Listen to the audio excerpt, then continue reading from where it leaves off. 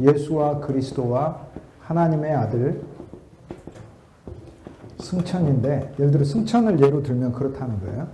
좀 이따 승천을 얘기해요. 저희 교회에 점심 국수를 합니다. 국수를 하는데 제가 이렇게 보고 주방에서, 옛날엔 주방에서 일하는 분들을 이렇게 보고 40대 후반, 40대 후반도 아니고 50대 초반에서 50대 중반까지 국수를 하면 먹습니다. 그런데 어느 날 국수를 먹다가 국수가 너무 짜요. 그럼 알아맞춥니다. 이건 분명히 60대 후반의 권사님들이 한 거예요. 간이 막 맹맹하고 멸치 국물 비린내도 나고 그래요. 30대 후반에 여전도가 했어요. 복음은 실은 엄밀히 이야기하면 정말로 세밀합니다.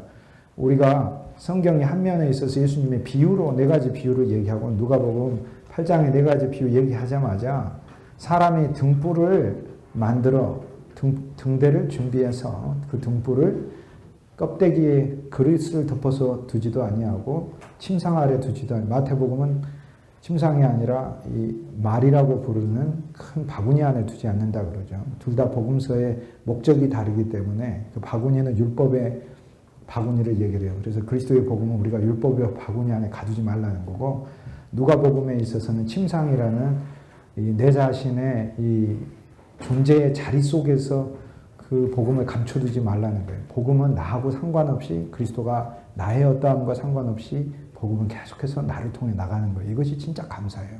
예를 들어 복음이 여러분에게 와서 여러분이 가진 한계와 우리가 가진 모자람과 부족함에 의해서 영향받아서 지체된다면 그게 어떻게 복음이 능력이 있다고 하겠어요? 그런데 복음을 침상 아래 두지 아니하고 이제 그리스도가 제자들에게 약속하잖아요. 비유로 되어 있는 것은 사람들이 알지 못하니까 내가 너희를 등불로 만들어 이 비유를 비추게 하겠다. 그리하여 집으로, 하나님의 집으로, 우주적인 집, 하나님의 긍휼의 집, 사랑의 집, 그분의 풍성한 집으로 들어오는 모든 자가 그 빛을 보고 비출 수 있게 하겠다. 이게 얼마나 제자들에게 주는 축복의 말씀인지 몰라요, 이게. 그리고 등경을 준비하시죠. 등불을 만들고 계시죠. 그분이 만들지 뭐 등이 어떻게 스스로 켭니까? 그러듯 그리스도의 성경의 말씀들이 한 면에서 모호해 보이는 것도 우리를 위한 축복입니다. 왜냐하면 그 안에 있는 비밀들을 그리스도 안에서 우리가 누리고 알아 이것을 하나씩 하나씩 전할 수 있기 때문에 그렇습니다. 예수님이 승천하신 이유는 뭐냐면, 부활하시고 승천하신 이유는 예수 그리스도의 십자가는 이거는 우주적 영원한 현재입니다. 이 전을 예창조라고 부르고요. 그 이후를 새창조라고 부릅니다. 그러니까 그리스도의 십자가를 안다는 건, 그리고 그것을 내 안에 가졌다는 건 나의 모든 것이 그리스도의 십자가에서 끝났고요. 그러니까 처음에 많은 사람들이 속건죄만 생각해요. 잘못이 용서받는 거. 그런데 속죄죄를 알면 죄라고 상징되는 모든 어그러진 것이 그리스도의 십자가에서 심판받고 끝났다는 걸 알게 돼요. 근데 거기서 더 하나 나가게 되면 나라는 존재 자체가 끝났다는 걸. 그래서 바울이 갈라디아서 2장 20절에 나라는 존재 자체의 죽음이에요. 그런데 갈라디아서 2장 20절은 실제로 그 나는 옛사람의 나가 아니라 로마서 6장의 옛사람의 나고 갈라디아서 2장에 있는 나는 자아라는 나예요. 그러니까 새로운 나조차도 그리스도의 십자가 안에서 이제 더 이상 내 안에는 그리스도만 사니까 새로운 나든 옛 나든 상관이 없는 거예요. 그냥 나는 나의 삶을 사는 거예요. 그냥 내 안에 그리스도가 내 삶을 사시는 거고, 내 안에 그리스도가 사시는 그 삶에 대한 실제를 우리는 점점 들어갈 수 있고 들어가야만 해야 되고, 들어감의 체험을 통해 그걸 나눠줄 때 우리의 설교는 정말로 힘이 있게 되는 거죠. 그리스도는 십자가에서 어쨌든 모든 것을 종교로 하셨어요. 진짜로 끝내셨어요. 우리가 십자가를 안다는 건 진짜 내 염려도 끝나, 내가 끝나야 될 정도로 죄인임을 알게 되는 거죠. 그분의 고통과 죽음을 통하여 내게 구속이 왔으니까. 그리고 구속이 왔을 뿐 아니라 구원이 왔으니까.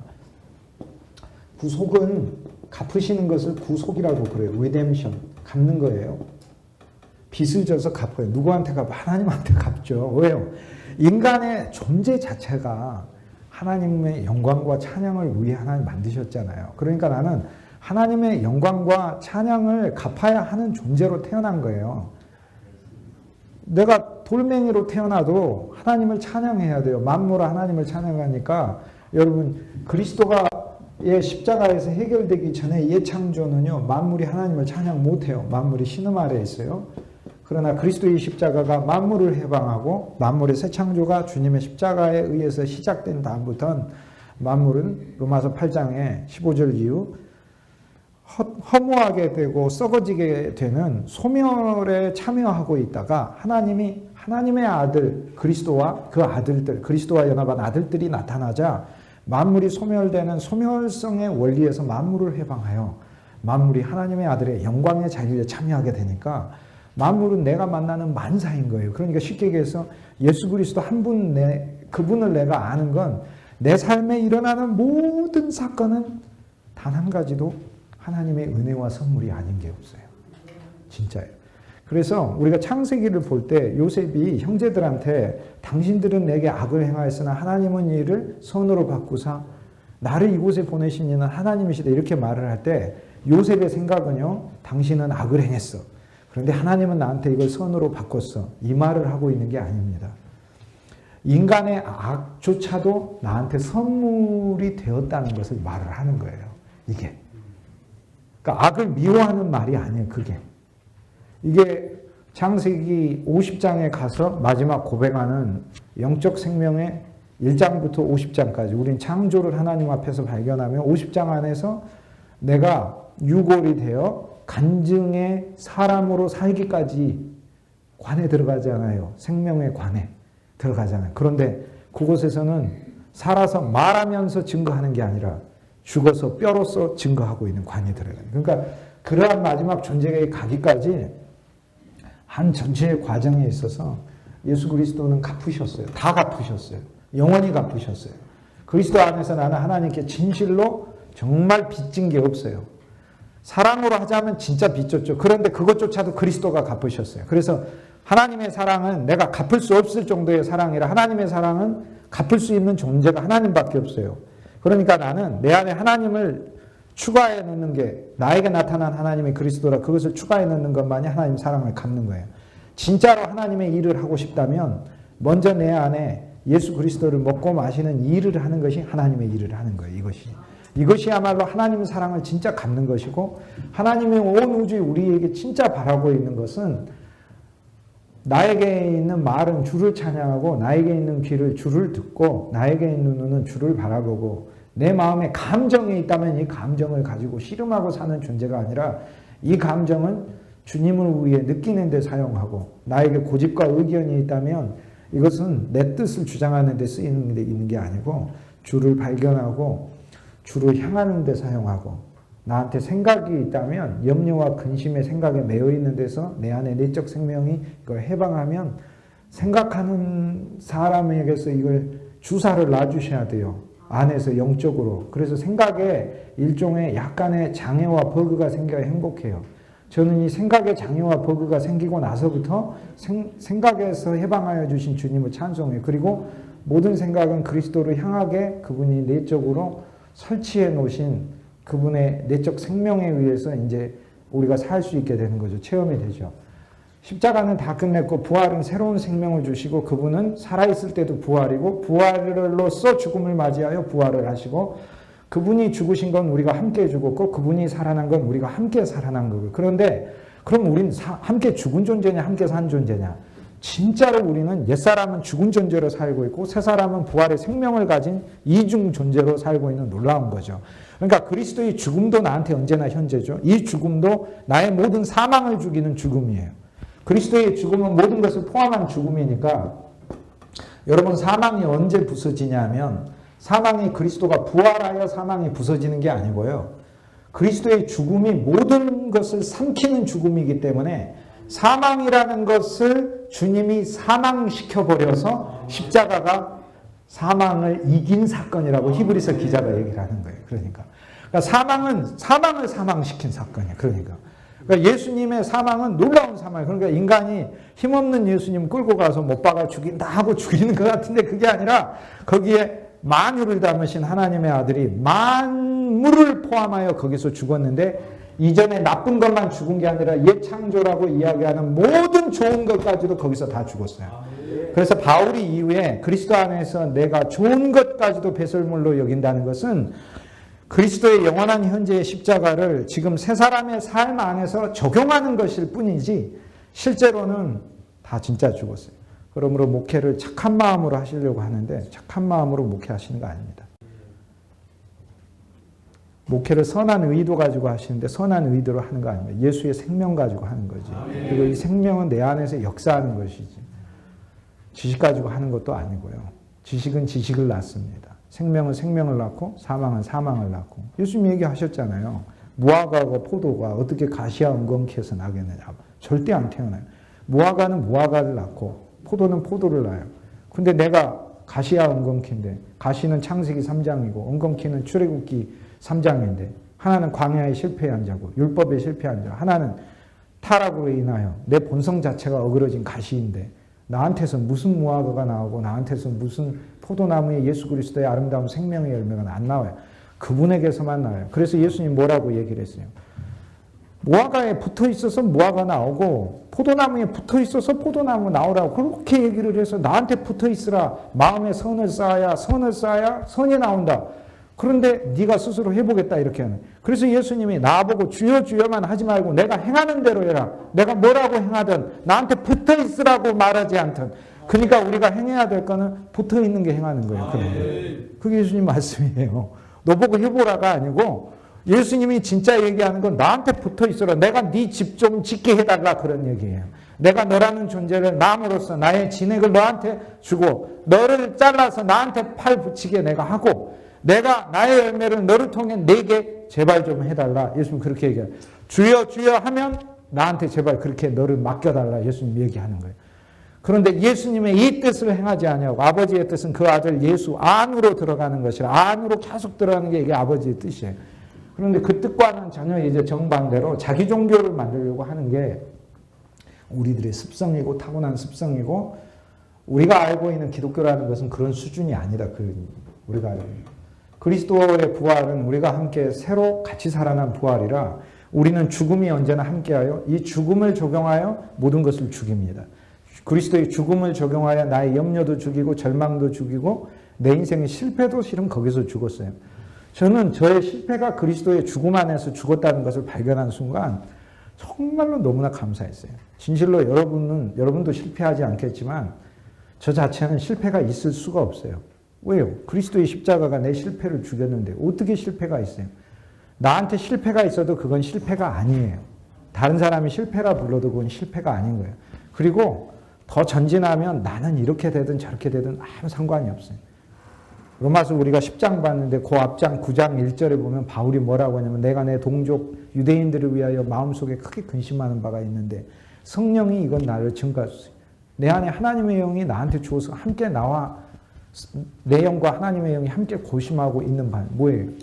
내 동족을 위한 거라면 그들이 주님께 돌아올 수 있다면 내가 그리스도에게서 끊어질지라도 나는 상관없는 일. 여러분 이 말씀이 얼마나 엄청난 말씀. 이걸 마틴 루터가 뭐라고 풀이를 하냐면 설명하냐면 그리스도에게서 끊어지는 것처럼 불행이 어디 있습니까? 온 우주에. 근데 바울은 그리스도에게서 끊어져도 괜찮대요. 왜요? 내 동족을 위해서라면. 그럼 동족을 사랑해서인가? 그 뜻이 아니고요. 하나님 그분의 영광을 위한 거라면 내가 돌멩이가 되든 내가 길의 나무가 되든 내가 먼지가 되든 무슨 상관이 있냐는 거예요. 그래서 내 존재의 본질과 내 존재의 목적을 깨달은 거예요. 만물은 그리스도를 위하여 존재하고를 깨달은 골로새서 1장 15절. 만물은 그를 위하여 있고. 그러니까 나라는 한 존재는 그리스도를 만나야만 하는 존재일 뿐만 아니라 그리스도를 위하는 존재인데 그가 나를 무엇으로 사용하든 그분만 나타난다면 나실 상관없다는 거예요. 그게 그리스도 안에서 영광과 빛과 부유한 것과 지혜와 성공만 추구하는 자가 결코 할 수 없는 고백이다. 그렇게 얘기를 해요. 그게. 그래서 우리가 그걸 알면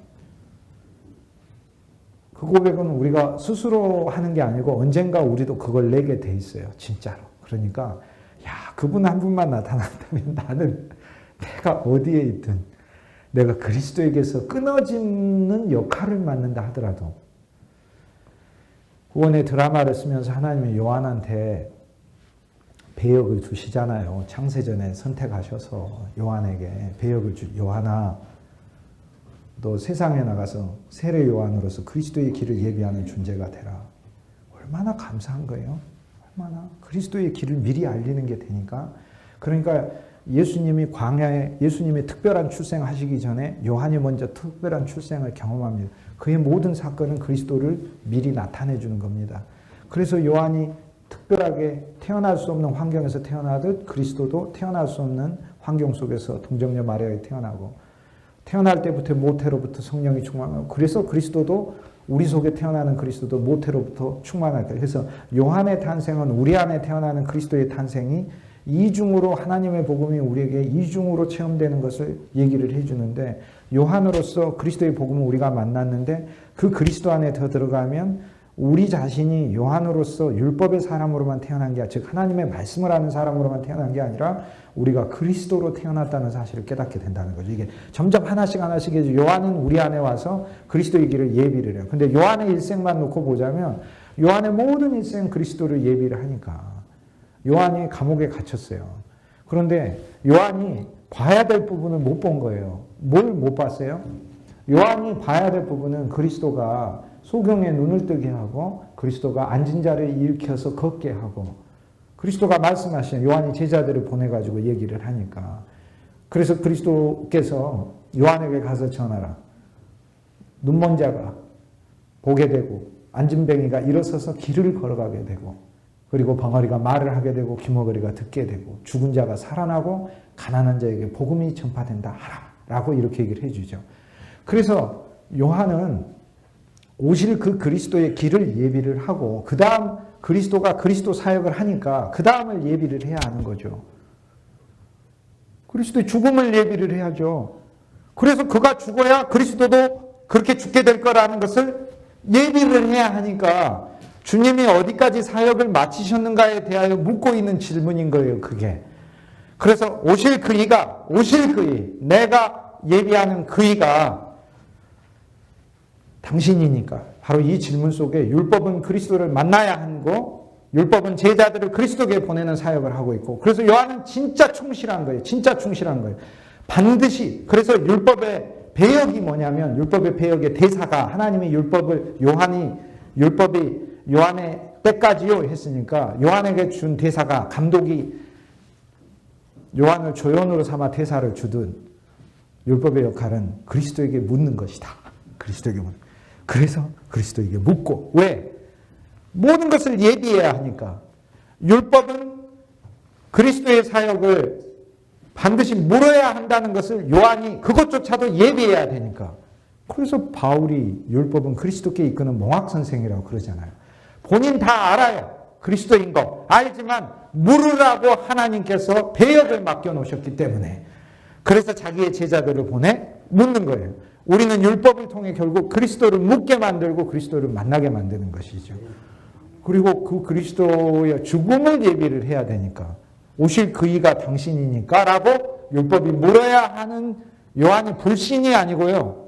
무슨 뭐 감옥에 갇히니까 뭐 무서워서 요한은 그런 수준의 사람이 아닙니다. 요한이 물은 질문의 의미는 뭐냐면 하나님이 그에게 맡기신 역할을 한 거예요. 요한은 결국 율법이 감옥에 갇혔을 때, 즉 죄인의 마음속에서 그 율법이 더 이상 어떠한 능력을 발휘하지 못할 때 그는 그때 그리스도께 질문해야 한다라는 자기 배역을 수행하고 있는 거죠. 그러므로 우리는 율법의 한계가 우리 안에 느껴질 때 그리스도께 가게 되는 거죠. 어쨌든 그리스도의 부활, 죽음은 죽음대로 우리가 소유하여 모든 것을 죽인 그리스도의 죽음을 매일매일 가지고 있고 그리스도의 부활은 부활대로 소유하여 언제나 어떤 환경에서나 새 사람으로 새 생명으로 살게 하시는 죽음과 부활이 동시에 우리 안에 있는 거죠. 그리고 부활을 통하여 우리 안에 새로운 생명을 주는데 이 생명은 1년 생명, 2년 생명, 10년 생명, 영원히 이렇게 지속되는 생명이 아니라 영원 생명을 주신 거예요. 그러니까 시간의 지속의 생명이 아니고 시간하고는 질적으로 다른 과거, 현재, 미래 이런 차원이 전혀 아닌 모든 시제를 통찰하여서 보는 영원 생명 자체를 준 거예요. 그러니까 이게 시간과 영혼의 차이예요. 우리는 과거, 현재, 미래 시간을 사는 사람이 아니고요. 시간의 선상에서 벗어나서 영원을 사는 사람, 영원을 사는 사람. 영혼을 조금만 더 얘기를 해볼게요. 그리스도의 눈은 이런 눈이에요. 예를 들어서 동물도 동물마다 눈이 있잖아요.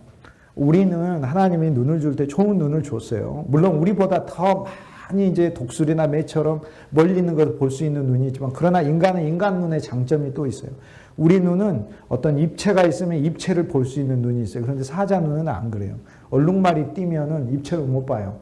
줄무늬가 앞에서 막 갑자기 착시 현상을 일으켜서 먹이를 잘 잡을 수가 없어요.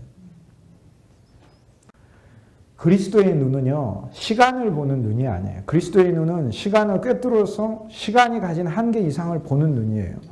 이게 무엇을 말을 하냐면, 이미 예수님은 시간 자체의 영역 바깥에 계신 분이며 시간 안으로 들어오셨을 때도 시간을 뛰어넘는 속성을 가지고 오신 분이에요. 그러니까 우리는 이 시간이란 영역 안에서 과거, 현재, 미래, 내가 이전에 태어났고 지금 살고 있고 앞으로 죽을 이걸 향해 달려가고 있지만, 내가 사는 이 직선의 영역하고 과거, 현재, 미래, 이거 직선의 영역 아무 상관없이 그리스도는 밖에 떨어져서 모든 것이 그분에겐 통시적으로 현재로 보인다니까요. 그냥 이게 그리스도의 생각이에요. 그리스도의 생각. 예수님은 베드로를 이렇게 만났을 때 이 베드로가 아무것도 모르는 갈릴리 어부 베드로로만 보이는 게 아니고요.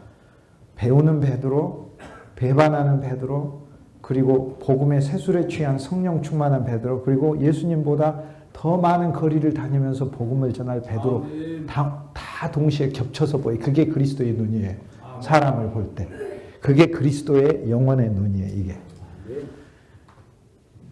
예루살렘에 있으면은 예루살렘 안에, 이게 예루살렘 성벽이면 산이 두 개가 있잖아요. 이게 시온산이고 이게 모리아산이에요.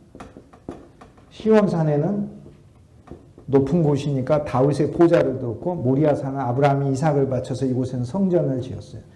그래서 우리가 시온으로 가자 하는 건 하나님의 통치의 국가로 가자라는 뜻이고, 우리가 모리아로 가자라는 건 우리가 하나님을 믿는 믿음의 백성이 되자라는 말이에요. 그래서 성전은 모리아에 세우고 다윗의 궁궐은 시온에 세웠어요.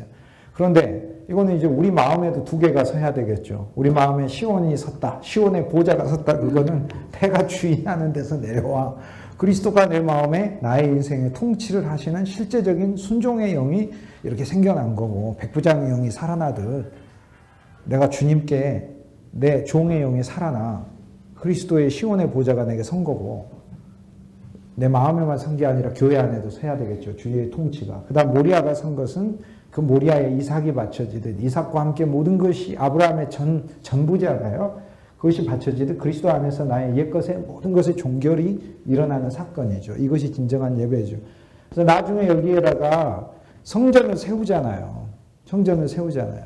이동하는 성막조차도 여기 있다가 여기서 성전이 되잖아요.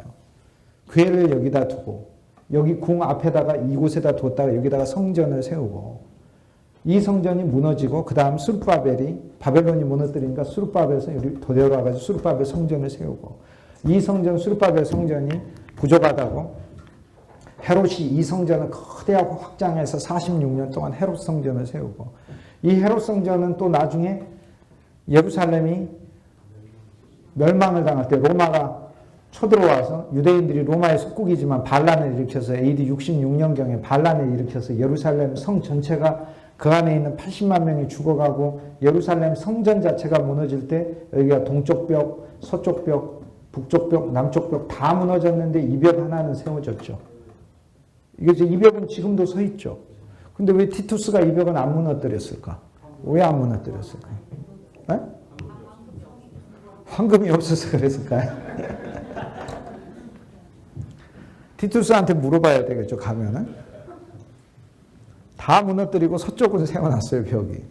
다 무너뜨린 것도 자취지만 세 개 벽은 무너뜨리고 그 벽은 세워놓는 것이 하나의 기념인 거예요, 기념. 기념인 거예요. 멸망의 기념인 거예요. 진짜 폐허보다 다 부서지고 그거 하나 세워놔서 티투스의 프라이드예요, 그게. 티투스의 프라이드, 교만. 이제 그 벽에 와서 이스라엘 백성들이 지금 여기 와서 서쪽 벽에 와서 하는 거죠. 그런데 이스라엘 유대인들이 예수님한테 요한복음 2장에 와서 이 성전이 어떻습니까? 이러고 그리스도의 눈에는요, 시간을 뛰어넘어 그 자리, 아무것도 없던 태고의 고대 자리에 아브라함이 이삭 끌고 와서 지금 이삭을 바치는 그거. 그 자리에 솔로몬이 세우는 성전, 그 솔로몬의 성전에 수르바벨 성전, 수르바벨 성전에 지금 헤롯의 성전, 헤롯의 성전에 지금 폐허되어 있는 폐허, 그리고 그 위에 AD 600년경에 황금 모스크가 들어서 있는 그것까지 예수님 눈에는 동시에 보여요. 동시에. 그냥 동시에. 이게 그리스도의 눈이에요. 이게 영혼을 가진 분의 눈이라는 거예요. 그러니까 그분한테 뭐 자랑하는 것은 의미가 없는 것이죠. 이게 그래서 그분은 이 모든 것은 실은 어느 한 존재를 가리키는 것이라. 이게 헤브라이즘이죠. 어느 한 존재. 그래서 모든 것은 모리아산도 나를 가리키고 모리아산의 이삭도 나를 가리키고 성전도 나를 가리키고 성전의 제물도 나를 가리키고 성전의 금등대도 나를 가리키고 성전의 떡도 나를 가리키고 성전의 향단도 나를 가리키고 성전의 언약궤도 나를 가리키고 성전에 있는 모든 사중 덮개도 나를 가리키고 그것이 수달의 덮개든 아니면 염소 덮개든 흰양의 덮개든 홍색, 청색, 자색, 고운 배실로 짠 아름다운 덮개든 다 나를 가리키고 성전을 허물라. 이 성전을 허물라. 이 성전 그림자들 말고 그 그림자의 몸 있잖아요. 이것을 허물라. 내가 사흘 만에 다시 세우리라. 그래서 세워진 그 그리스도의 성전이 그의 육체다. 근데 이 말이 도저히 이해가 안 되니까 제자들이 그가 십자가에 죽으시고 부활하신 다음에야 그가 가리키신 성전이 그의 몸이었음을 깨닫더라. 이렇게 얘기를 하는. 그래서 그리스도의 몸이 우주적 성전이구나. 쉽게 얘기해서 모든 성전은 그리스도의 몸을 향하고 있고 지시하고 있고 연결된 것이구나. 예수님의 시각은 그거예요. 어쨌든 우리는 부활과 생명과 그리스도의 죽음을 동시적으로 가지고 있는 겁니다. 그러니까 시간순으로 이해하시면 안 됩니다. 우리 옛사람은 언제나 살아있는 것 같지만 그리스도의 죽음을 소유하고 있습니다. 그 믿음 아래서 살아야 합니다. 진짜로. 그리고 이 믿음이 승리하는 것을 믿음의 승리라고 부릅니다. 예를 믿음의 승리란 예를 들어 환경에서 믿음을 적용하여 환경을 바꾸는 것만을 말하는 게 아니고 믿음을 보인 것 자체가 승리인 겁니다. 그러니까 그게 환경이 어떠하든 그걸 믿음이 이기네. 그게 믿음이 이긴 거예요. 믿음이 이긴 거죠. 승천이란 새로운 창조이기 때문에 그리스도가 즉위하신 거예요. 그래서 새로운 통치자가 되신 거예요. 새로운 통치자가 되셔서 하나님 아버지께 가서 하나님 아버지로부터 모든 것을 다 받으시는 거예요. 그리스도는 원래 모든 걸 가진 분이에요. 옛 창조에서도. 그런데 새로 태어나서 새 창조는 아버지에게서 뭐든지 기원하니까 그리스도조차도 승천하셔야 돼요. 그래서 마리아가 그리스도가 승천하기 전에 만지면 부활과 생명만 만지는 것이고요. 십자가의 죽음과 이걸 만지는 거고 그리스도가 승천한 이후에 다시 마리아의 영 속에 마리아의 마음 속에 그리스도의 영으로 오면 하늘에 있는 하늘 아버지의 모든 풍성과 보화와 존귀와 영광과 권세와 하나님 아버지에게 속한 모든 것이 그리스도에게 부어져서 그리스도가 마리아에게 주는 거예요. 그러니까 내가 아버지께 올라가야 하리라. 그래서 이게 우주적인 사건이에요. 승천할 때. 근데 승천할 때 우리만 승천한 게 아니고 에베소서 4장에 보면 에베소서 2장에도 보면 6절에 허물과 죄로 죽었던 우리를 그리스도 예수와 함께 일으키사 하늘에 앉히시니라고 돼요. 그래서 지금 현재 우리가 승천 안에 있어요. 승천 안에. 그러니까 이것은 승천도 하나의 십자가의 죽음, 부활, 생명 이 자체가 지금 현재적 영원의 시점에서 과거, 현재, 미래를 뛰어넘는 영원의 차원의 우리에게 선물이듯 언제나 선물이듯 승천도 지금도 선물인 거예요. 그러니까 나는 승천 안에 있는 걸 환경이 어쩌든지 상관없어요. 나는 승천 안에 있는 걸 그러니까 진짜로 그렇습니다. 환경이 어쩌든지 간에 진짜 승천 안에 있습니다. 진짜 감사한 건 물론 저의 믿음이 약하기 때문에 하나님께서 여러 환경들을 그렇게까지 세게 몰아치지 않습니다. 여러분에게 큰 시험이 있다는 것은 그만큼 여러분 믿음이 강하기 때문에 감당할 만큼 준다고 하셨잖아요. 그러니까 여러분은 감당할 수 있으니까 그렇게 주신 거고 제가 찬송 부르면서 조금 찬송가가 제일 이렇게 봐서 좀 어이없는 찬송가 하나 있어요. 좀 어이없다는 표현이 그러는데 이 눈에 아무 증거 아니 보여도 믿음만을 가지고서 늘 걸으며 그게 그 찬송가가 제가 봤을 땐 좀 어이가 없어요. 왜 어이가 없냐면요. 보세요. 아무 증거가 없어도 믿음만을 가지고 늘 걸을 수 있는 성도는 진짜 놀라운 성도죠. 그런데 우리가 그런 정도 수준의 신앙이 안 된다는 걸 주님이 알고 계셔서 실은 우리한테 많은 증거를 보여주시면서 믿음을 가지고 걸어요. 그러니까 저는 사실 많은 증거를 가지고 있거든요. 그러니까 그걸 부를 때마다 좀 이렇게 죄스러운 마음이 드는 거예요. 이렇게. 이 눈에 아무 증거 가지고 믿는 게 아니고 많은 증거를 가지고 믿으니까, 도마처럼 믿으니까. 그래서 이게 복음이죠. 이 찬송가. 왜 복음이냐면 그걸 부르면서 그 찬송가대로 안 이루어질 테니까 염려하지 말고 부르라고 합니다. 왜? 하나님은 우리가 믿음이 그렇게 강한 게 아닌 걸 알기 때문에 얼마든지 하나님께서는 이적과 표적과 기적과 증거를 무한히 부으셔서 결국에 우리의 마음을 다 얻으실 것이기 때문에, 그래서 이 눈에 아무 증거 많이 보여도 막 대단한 믿음처럼 찬송 부르지만 실제로 하나님은 이 눈에 많은 증거 주시면서 믿게 하신다는 거죠. 그게. 승천. 자, 그러면 에베소서 4장에 가면 우리가 하늘에 앉힌 것에 대하여 이야기를 하며 다윗이 언약궤를 시온산으로 옮기는 찬송을 인용을 하면서 주께서 하늘에 오르실 때 포로로 사로잡혔던 자를, 예를 들어서 언약궤를 시온의 보좌에 올리면서 블레셋의 이스라엘 백성의 포로로 사로잡혔던 것을 되돌리고, 그리고 이스라엘 백성들이 정복했던 포로의 백성들조차도 하나님 앞에 노획물로서 예루살렘 시내에서 전시했다는 말이에요. 그런데 그 본문을 언약궤를 지성소 안에 드리는 거를 다윗의 안에 그 갖추어진 다윗의 장막 안에 올리는 그것을 시편에 있는 찬송을 에베소서 4장에 바울이 인용을 하며, 그러니까 지성소 언약궤가 다윗의 장막에 들어가는 게 이게 그리스도의 승천 사건이다, 그 얘기죠. 영적으로. 이게 우리 안에서 이제 예수 그리스도의 승천이 누려질 때 지성소의 삶이라는 걸 가리키는데, 주께서 올라가실 때 혼자 올라가지 아니하시고 포로로 사로잡혔던 자를 포로로 데려가시고, 이렇게 포로가 이중포로예요. 죄와 사망과 저주와 육신과 영원한 형벌과 흑암과 어둠의 권세에 사로잡혀 있던 그 포로를 하나님의 포로, 그리스도의 포로로 바꾸셔서 하나님 아버지께 데려가서 하나님 아버지께 선물로 바치시고 우리가 선물이 되었다는 거예요. 번제. 와, 할렐루야 아멘 아닙니까 진짜? 그리고 거기서 끝난 게 아니라 하나님의 몸된 교회. 교회는 그리스도의 충만이죠. 그리스도는 하나님의 충만이고, 쉽게 얘기해서 교회는 하나님의 충만이죠. 하나님의 충만인 곳에다가 죄와 사망과 육체와 사탄과 세상의 포로로 사로잡혔던 나를 해방하시고 다시 예수님 포로로 사로잡아 하늘에 데려가셔서 하나님께 선물로 바치고, 하나님은 하나님의 사랑하는 교회에 나를 사도요 선지자요 교사요 복음을 전하는 자요 하나님의 풍성을 전달하는 자로 다시 주셨느니라, 이렇게 얘기를 하잖아요. 이게 승천 사건이에요. 그래서 승천을 통해 예수님이 승천하셨다, 우리도 그 안에서 갔다 온 거죠. 이걸 이제 제가 실은 그걸 설명하려고 한 게 아니라 요거 세 개를 설명하려고 하는 건데, 하나님의 아들이 승천하고 예수는 하나님의 아들이고 그리스도고 사람의 아들이고 그러죠. 이 승천은 이 존재가 한 겁니다. 그러니까 예수의 승천. 예수께서 하늘에 가셨다. 히브리서 기자가 말을 하는 거고, 그 다음에 하나님의 아들이 승천하셨다. 이렇게 하나님의 아들의 승천. 하나님의 아들이 승천한 건 하나도 놀랄 사건이 아니에요. 하나님의 아들이 당연히 하늘나라 가지고 어디 갑니까? 그런데 성경에서 예수라고 말을 할 때는 육신의 모든 것에 참여하신 인간이 되신 한 그 존재를 가리키는 말이에요.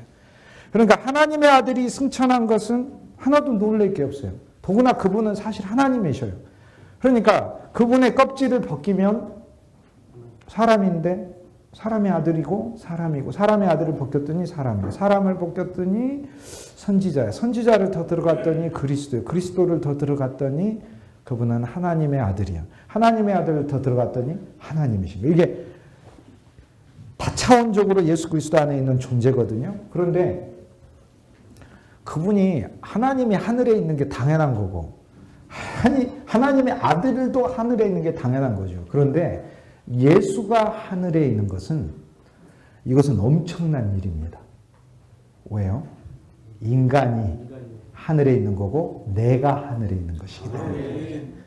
내가 하늘에 있는 것이기 때문에. 그래서 히브리서 기자가 예를 들어서 고난이 올 때 그리스도를 바라보라, 고난이 올 때 예수를 바라보라. 이 두 가지 의미가 달라요. 어떻게 다릅니까? 고난이 올 때 그리스도를 바라보라는 건 그 고난에 와서 고난을 부수시고 고난을 파괴하시고 고난을 뒤집어 엎고 고난 속에 해결하시는 풍랑과 바람을 잠잠하게 하시는 그 그리스도를 보는 거고, 고난 속에 예수를 바라보라라는 건 뭘 얘기합니까? 그리스도도 우시고 그리스도도 아픔을 겪으시고 그리스도도 배고프시고 그리스도도 인내하시고, 그런데 인내하면서 어떻게 하셨죠? 악심과 불평과 불만을 가지고 하신 게 아니라 하나님을 신뢰하며 나에게 주신 모든 제한과 한계 속에서 하나님이 둔 상황에 나를 벗기시더라도 벗김을 당하고 나를 채찍을 때리게 만드는 상황에 처하게 하더라도 두는 그 그리스도의 인내를 가리킵니다. 그러니까 우리는 고난이 올 때 예수를 바라보고 그리스도를 바라봐야죠. 그죠? 그리스도를 바라보며 그분의 구원을 바라보는 거고, 예수를 바라보며 그분의 인내, 인간으로서 그 모든 것을 하나님 앞에 순종하며 견디셨던 그걸 바라보고, 이제 그 차이를 이제 아시겠죠. 그러므로 그분이 예수가 되셨다는 사실은 너무 놀라요. 더구나 이 그리스도는, 소테르는 메사야잖아요. 메사야. 히브리어로 그리스도.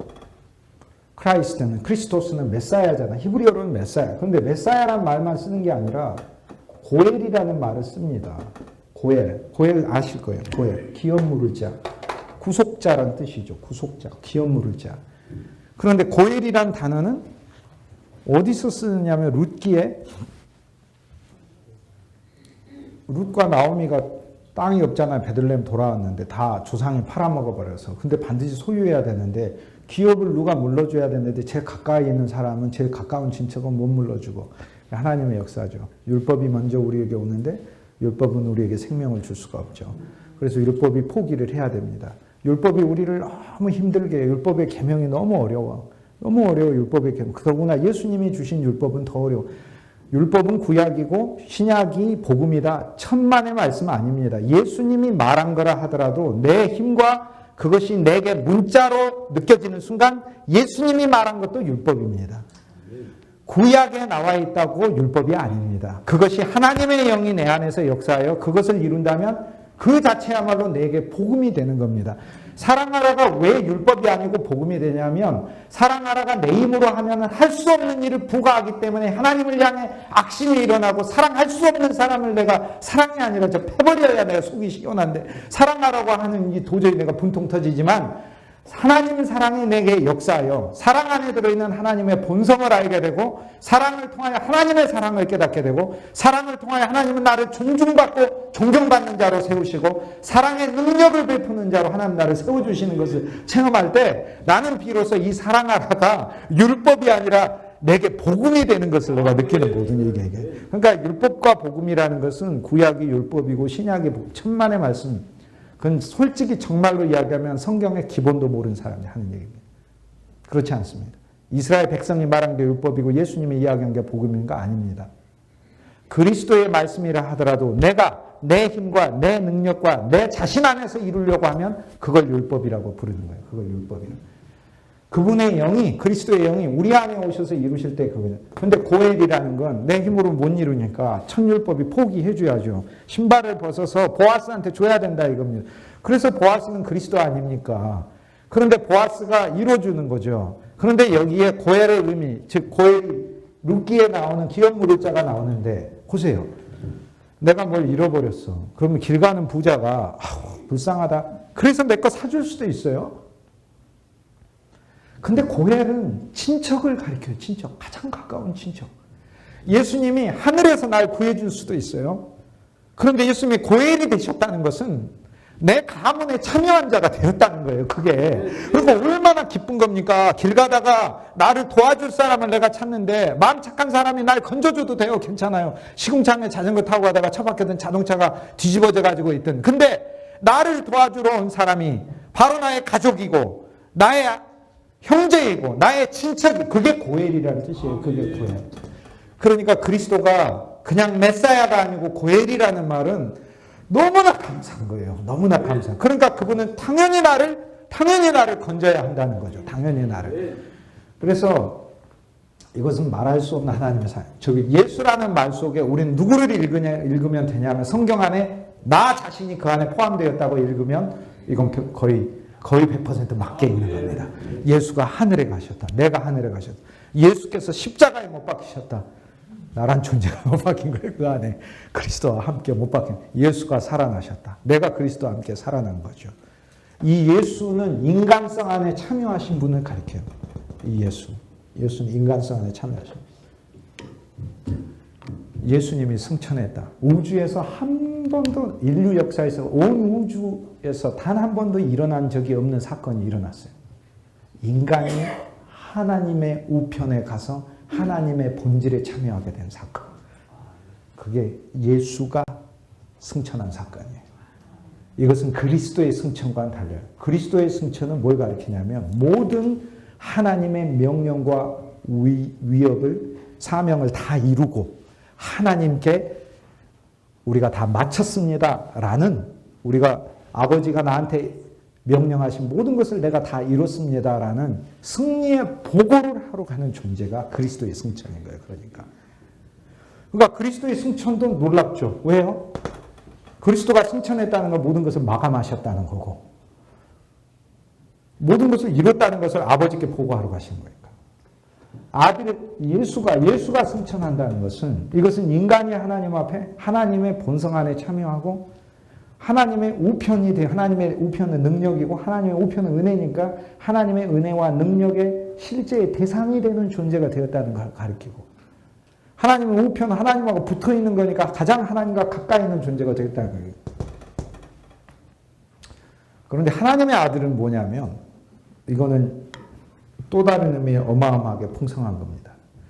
우리 안에 예수님이 오셨는데 우리 안에 예수님이 오셨다. 그 얘기는 우리의 인간성에 참여한 하나님이 보내신 구원자라는 뜻인데, 알고 봤더니 그가 하나님의 아들이라는 이야기는, 아들은 아버지의 것을 다 상속함으로 우리 안에 예수 그리스도가 하나님의 아들로 오신 것은 하나님 아버지 안에 있는 것을 다 받아가지고 우리한테 오신 거죠. 그걸 중보라고 부릅니다. 중보는 내 것만 아버지께 가져가는 걸 중보라고 하는 게 아니라, 중보하는 자는 양편의 가운데에 있는 자인데 이렇게 오고 이렇게 오는 것을 가리켜요. 그러니까 그분은 예수로서 내 것을 다 아버지께 가져가고, 그분은 하나님의 아들로서 하나님께 있는 모든 것을 나한테 주는 거니까, 내가 소유한 예수가 하나님의 아들이라는 것은 진짜 말할 수 없는 나의 새로운 내 자격을 발견한 거잖아요. 내가 하나님의 아들이 된 것이고, 예수를 통하여 하나님의 아들이심으로 내가 그분과 연합하였으므로 내가 하나님의 아들이 된 거. 하나님의 아들이니까 이 하나님이란 말 속에, 하나님은 빛이시라, 나는 빛의 아들, 하나님은 사랑이시라, 사랑의 아들, 하나님은 은혜이시라, 은혜의 아들, 하나님은 생명이시라, 생명의 아들, 하나님은 거룩이시라, 거룩의 아들. 나는 그래서 예수가 하나님의 아들이라는 말 자체는 내가 얻게 된 이 놀라운 보화가 어느 정도 수준까지 그 안에 풍성을 담고 있는가, 그 자격 자체를 이룬 것을 가리켜요. 그 자격 자체. 하나님의 아들. 그런데 예수가 그러면 하나님이시라는 것은, 하나님의 아들이 나왔으니까 하나님이시라는 것은 뭘 의미하는지 보겠습니다. 아버지하고 아들하고 싸울 때도 있잖아요. 안 싸웁니까? 싸우잖아요. 싸우신 분이 있을 거예요. 아들이랑. 싸우고 아들한테 안 줄 때도 있어요. 아버지가 뭐 달라. 안 줘 자식아. 내가 너한테 왜 줘. 화나서 안 줄 때도 있고 그러고요. 근데 온 우주에 뗄래야 뗄 수 없는 부자지간이 있어요. 그리고 떼는 정도가 아니라 우리가 알 수 없는 신비한 연합이 돼 있는 분이 한 분이 있어요. 그리고 사실 알고 봤더니 그 아버지의 모든 충만과 본질을 100% 가진 분이라는 얘기예요, 예수님이. 그래서 예수님이 하나님이시라는 건 무엇을 의미하냐면 그분이 하나님의 아들이라 아버지께로 모든 것을 상속받아 우리에게 준다는 의미로 있고, 우리를 하나님의 아들 되게 만들기 위하여 그분이 하나님의 아들 되신 거고, 그분이 알고 봤더니 하나님이라는 얘기는 우리가 소유한 이 예수님은 도저히 하나님과 어긋날래야 날 수가 없는 존재죠. 왜요? 그분이 하나님이니까. 그러니까 그분이 하나님이니까. 그분이 하나님이니까. 쉽게 얘기해서 그분의 아버지가 그분의 아들에게 주지 않을래야 않을 수 없는 사이죠. 왜요? 본질을 공유하고 계시기 때문에 그런 거죠. 그리고 그분이 하나님이라는 것은 우리의 최종 목적지가 어디임을 가르쳐줘요. 우리는 하나님의 아들 수준에서 멈추지 않습니다.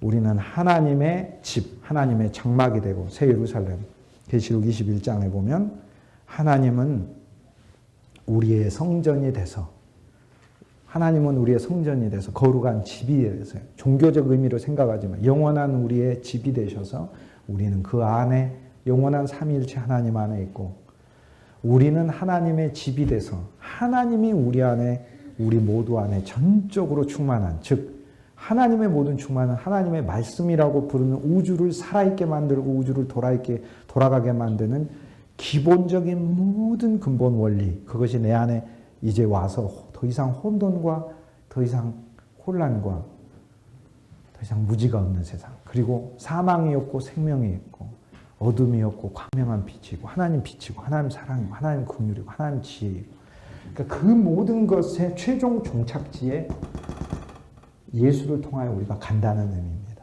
그러니까 예수는 이 중에서 하나도 빠지면 안 됩니다. 복음이 안 됩니다. 예수가 아브라함 자손이라는 건 사람의 아들 낳았으니까요. 사람의 아들과 예수가 사람이라는 것과 차이가 있습니다. 예수가 사람이라는 것은 너무 감사합니다. 왜 감사합니까? 예수님이 다 경험해 봐서 그래요. 우리가요, 솔직히요, 경험해 보지 않고서는 진짜 잘 모릅니다. 여러분 신방 가셔서 아시죠? 여러분이 큰 중병에 걸려 보셨을 때 그 중병 걸린 사람을 진짜 어떻게 위로할 수 있는지, 물론 안 걸린 사람이 뭐 마음이 강팍하다는 얘기가 전혀 아니고 진짜 암 걸려 보신 분이 암 환자의 고통을 아는 거잖아요. 그분이 사람이었기 때문에, 그래서 히브리서 기자가 뭐라고 얘기해요? 그분은 사람이 되셔서 인간의 모든 어려움과 아픔과 고통을 체휼하신 분이시다라는 거잖아요. 그리고 사람이 돼서 사람의 연약함과 사람의 부족함과, 그래서 그분이 얘기한, 나야 성령 충만하니까 죄를 이기지, 너는 성령 충만 못하니 당연히 못 이기지. 꾸중이 아니고요, 복음이에요. 예수님이 왜 한시도 기도하지 못하느냐, 막 눈에서 불을 켜고 막 자지 마 이러고 하신 것 같아요. 예수님 거기 복음을 선포하셨어요. 니들 이런 식으로 할 수 있어. 그게 아니라 마음은 원이로 돼, 육신이 약하도다. 그 아담의 육신으로 할 수 없고 마음은 원이로 돼. 니들 마음이 원하는 건 다 한다 내가. 그분이 사람이었다는 것은 사람에게 주어진 모든 절망과 저주와 사람이 겪어야 되는 모든 일들을 그리스도가 겪으셨다는 거예요. 성경에 마리아가 등장하는 거, 아버지가 일찍 돌아가셨다는 거 얘기하잖아요.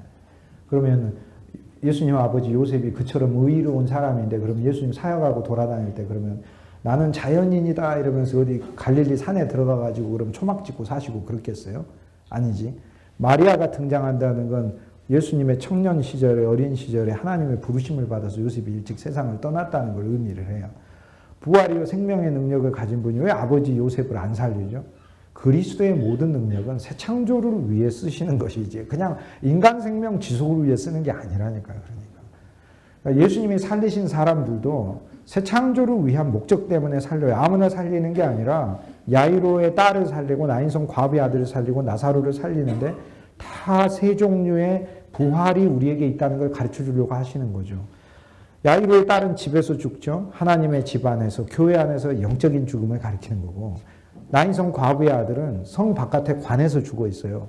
하나님의 성인 교회 바깥에서, 신앙 바깥에서, 새 예루살렘 바깥에서 신앙을 잃어버리고 관 속에 들어가 자기의 짜여진 어떤 틀에 들어가 소망이 없는 상태가 돼버린 거예요. 그거는 야이로의 딸 살린 정도 수준 갖고는 안 돼요. 야이로의 딸은 예수님하고 제자들 한두 명 들어가면 돼요. 예수님이 소녀야 일어나라 라고 얘기하면서 그리스도의 영이 들어간 위로와 격려로 살아날 수 있어요. 그런데 나인성 과부의 아들은 그 정도 갖고 안 돼요. 진짜로 내가 긍휼의 그리스도의 가슴이 찢어지는 긍휼의 마음으로 그 죽은 형제에게 다가가야 해요.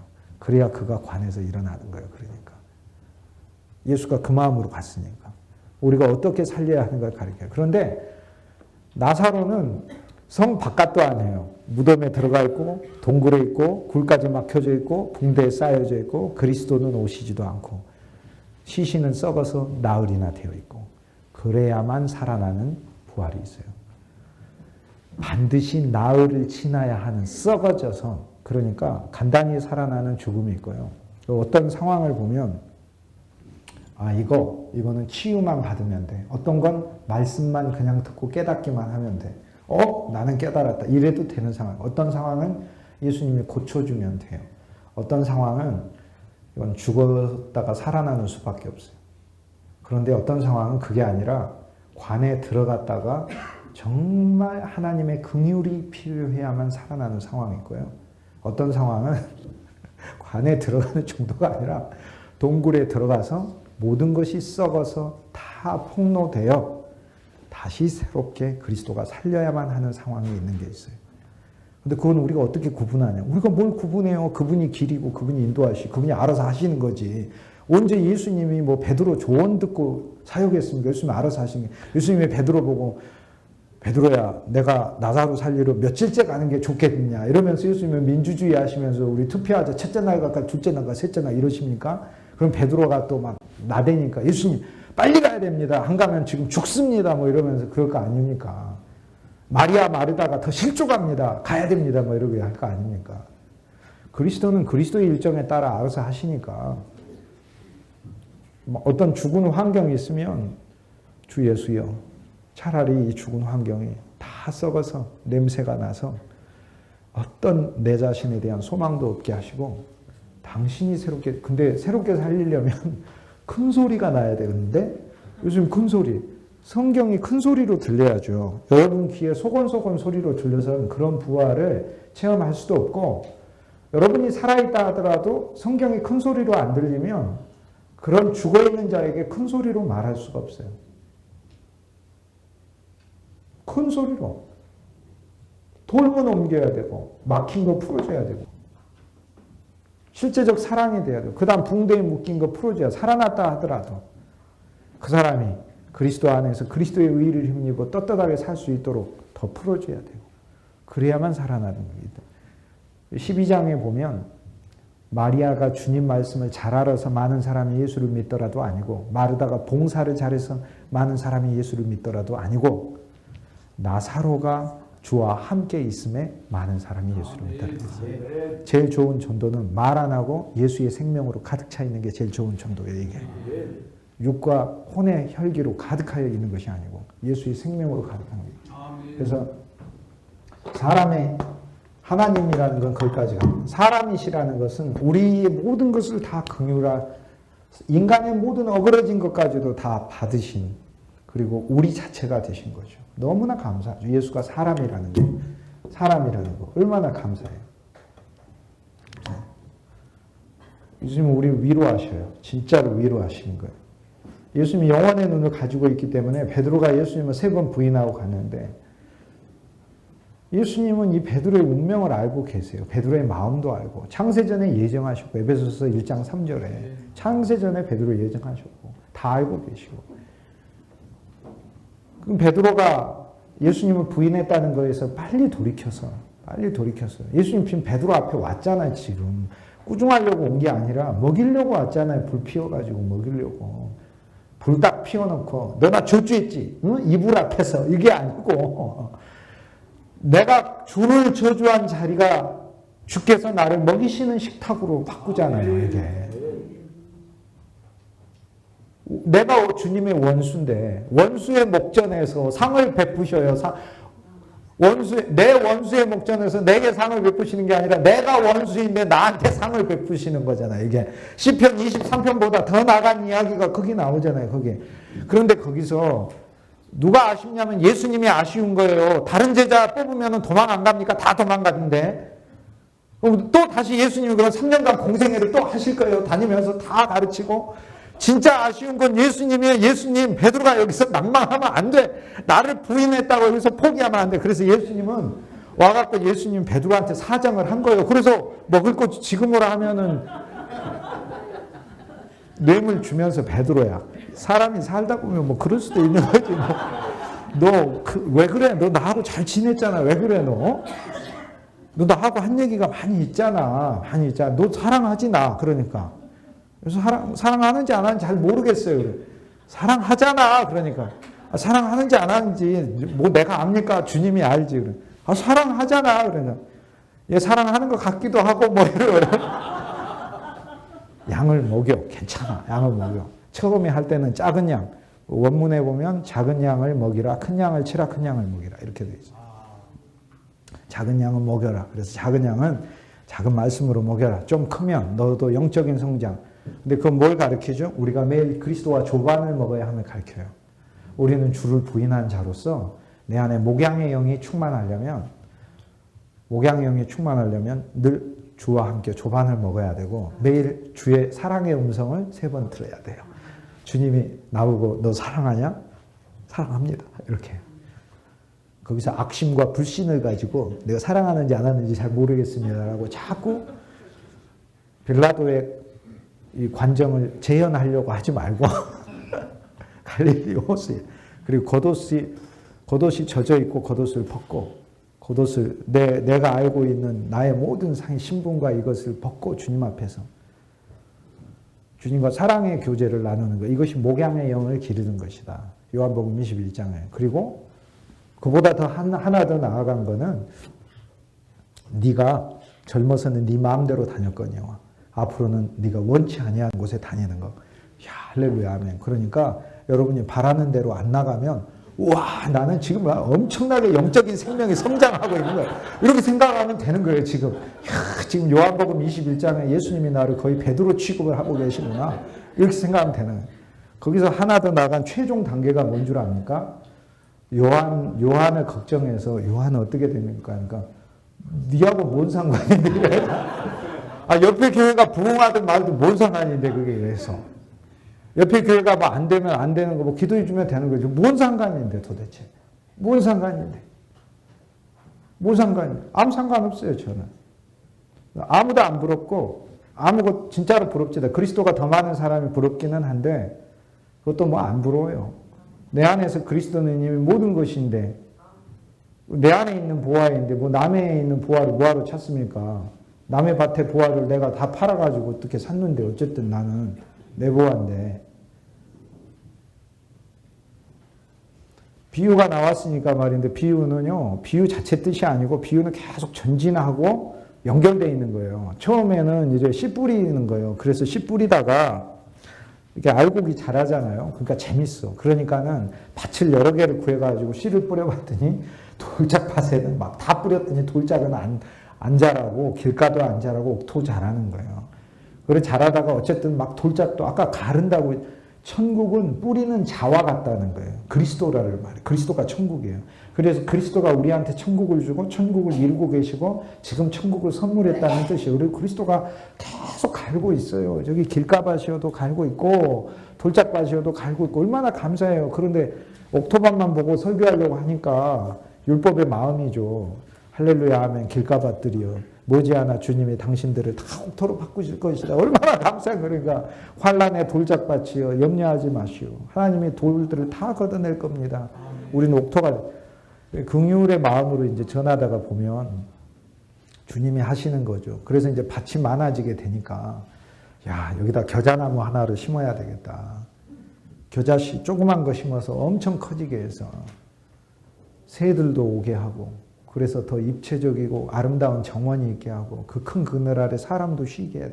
이제 비로소 거두는 것에서 남한테 베풀고 나누고 또 한 가지만 생각하던 거에서 생각이 넓어진 거예요. 그런데 겨자씨를 이야기하면서 주님이 이게 믿음이 확 자라는 그러니까 겨자씨 믿음으로 주님이 심겨주기를 기대해야 돼요. 겨자씨 믿음을 뭔 얘기를 하냐면 겨자씨 믿음을 가지라가 아니라 주님이 우리에게 겨자씨로 딱 체험되면 어느 날 내 믿음의 진보가요. 정말 이렇게 확 있어요. 오늘하고 내일이 진짜 여러분의 심령에 겨자씨가 이렇게 확 심겨지고 갑자기 확 커지는 그런 기간이 되면 그게 겨자씨의 믿음의 체험이 되는 거죠. 이렇게. 그 얼마나 감사해요. 예를 들어 아무리 해도 믿음이 안 자랄 것 같은데 주님이 복음을 선포하잖아요. 겨자씨 조그만데 이거 심어가지고 뭐 어마어마하게 커져. 염려하지 마. 예수님이 약속해 주는 거잖아요. 그러니까 야 어느 날 확 커지겠구나. 그걸 기대하면서 하는 거죠. 커질 뿐 아니라 그 사람을 통해 많은 이들이 쉼을 얻겠구나. 이제 그러다 보니까는 이제 밭 가는 재미가 생겨가지고 더 밭을 갈았죠. 밭을 갈다 보니 보물이 나오는 거 아니에요. 근데 그 보물을 그냥 가져가면 안 됩니다. 밭을 소유해야 밭 속에 있는 게 다 얻어지게 되는 거거든요.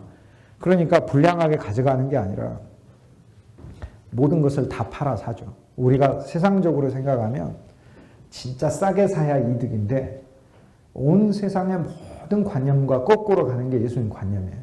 예수님은 높은 게 낮은 거예요. 예수님은 다 뒤집어 봐요. 이렇게 뒤집어.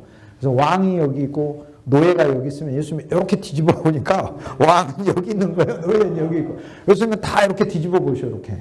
다 뒤집어 보셔. 그러니까 요셉이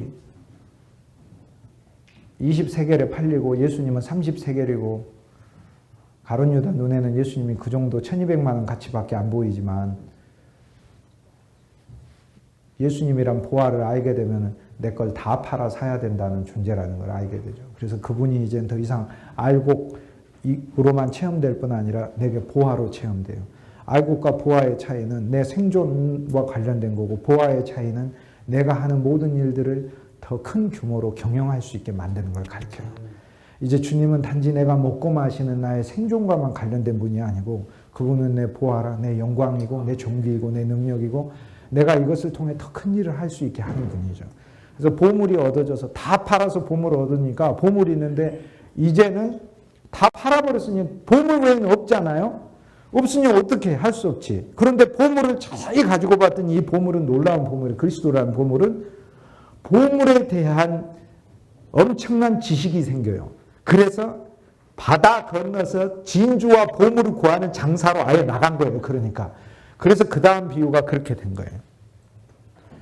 겨자씨를 구해서 많은 알곡을 거두니까 사람들에게 여인이 돼가지고 누르굴러서 떡 나눠주는 풍성한 사람이 되고 그 다음에는 보물을 알아 그리스도의 진가로 더 들어간 다음 아예 보물 장사로 나가는 거예요. 밭은 맡겨놔. 밭은 열심히 해. 농부들 보고. 나 보물 장사할게.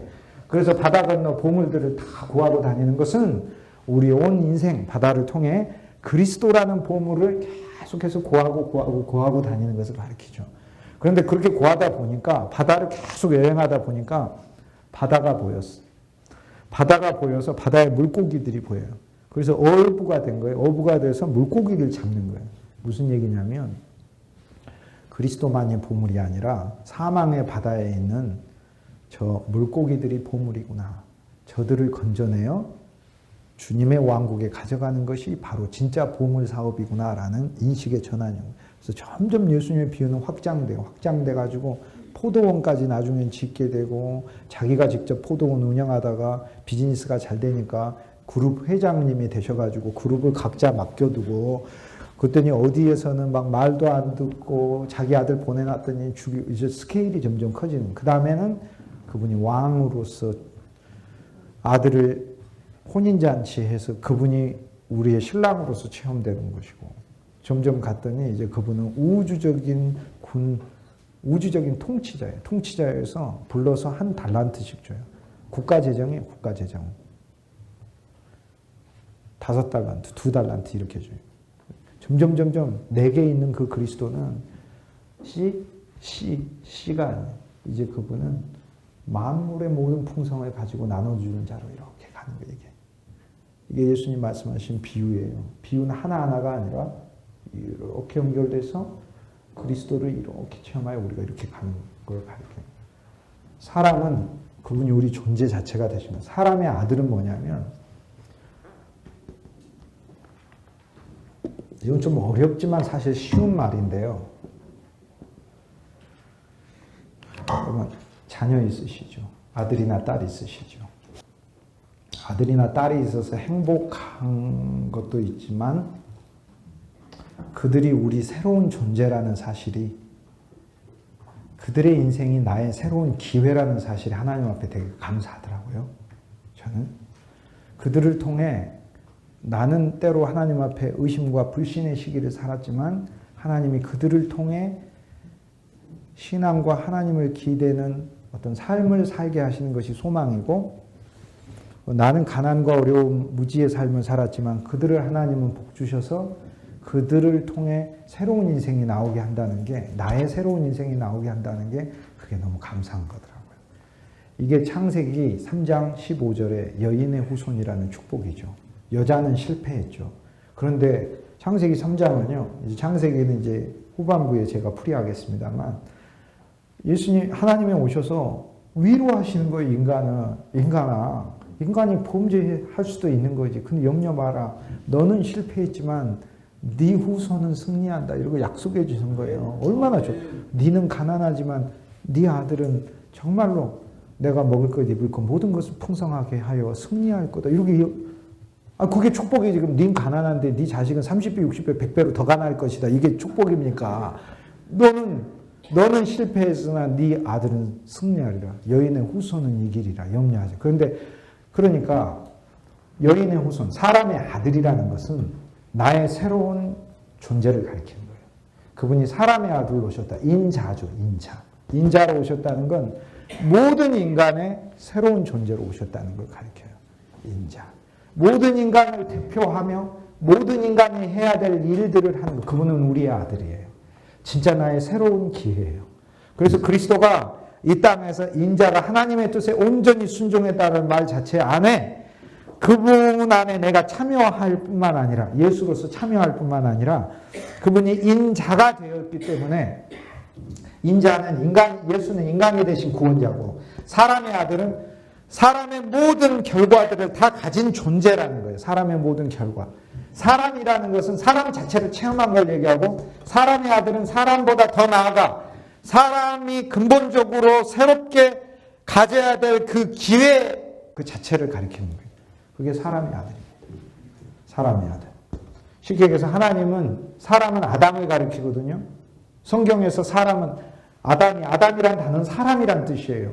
구약 성경에 사람이란 단어가 있으면 많은 단어는 아담이에요. 어떤 사람이 길을 가다가 염소가 빠지고 누구 이웃을 만나, 거기 성경 구약 원문에 어떤 아담이 길을 가다가 다 그렇게, 어떤 아담이 농사를 짓다가 어떤 아담이 염소를 잃어버리면, 어떤 아담이 하나님께 제사하려면, 우린 그냥 사람이라고 번역을 한 것이지. 여기서 사람은 아담의 아들이에요. 그러니까 아담의 새로운 기회예요. 이분은 아담의 새로운 기회. 여기에서 아담의 새로운 기회일 뿐만 아니라 마지막 아담이라는 예수님의 이름이 있어요. 성경에서 고린도전서 1장 45절. 성경에서 가장 아름다운 칭호예요. 그리스도 칭호. 마지막 아담. 모든 어그러진 것을 끝내고, 아담이 그 안에서 끝난 거예요. 할렐루야 아멘이죠.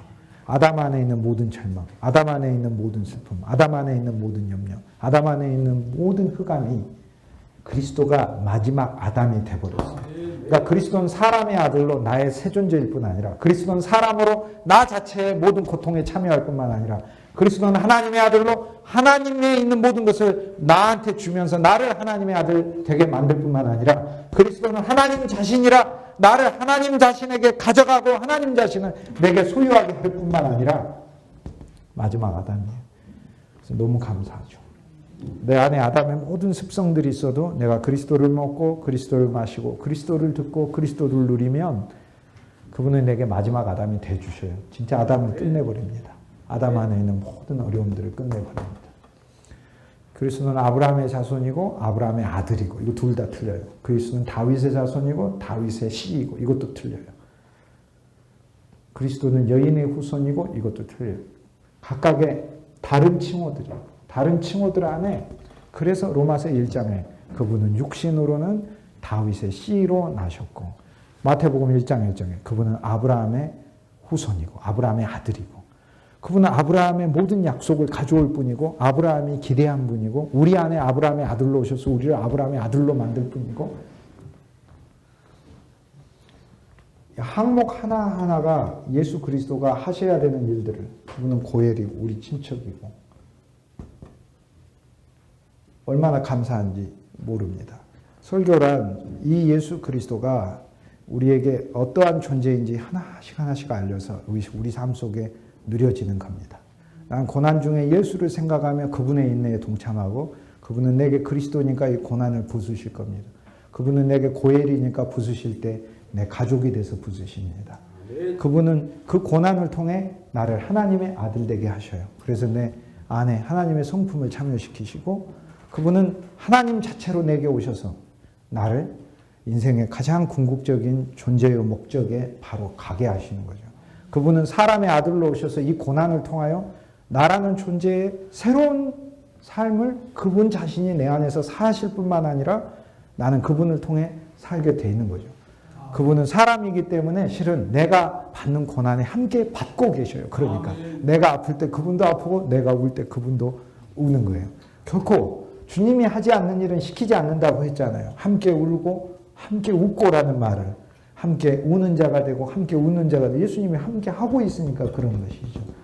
그분은 예수로서 우리 인간의 구원자로서 오신 분이시고 이 모든 항목들이 예수 그리스도 안에서 얼마나 놀랍고 감사한 것인지 더구나 그분은 주죠. 여호와죠. 주란 말은 끼리오스 여호와란 말이에요. 우리가 그렇게 만나고 싶었던 나의 모든 궁극적인 존재 여호와 만물을 존재하게 만드는 존재 만물이 돌아가야 될 존재 여호와신 거예요.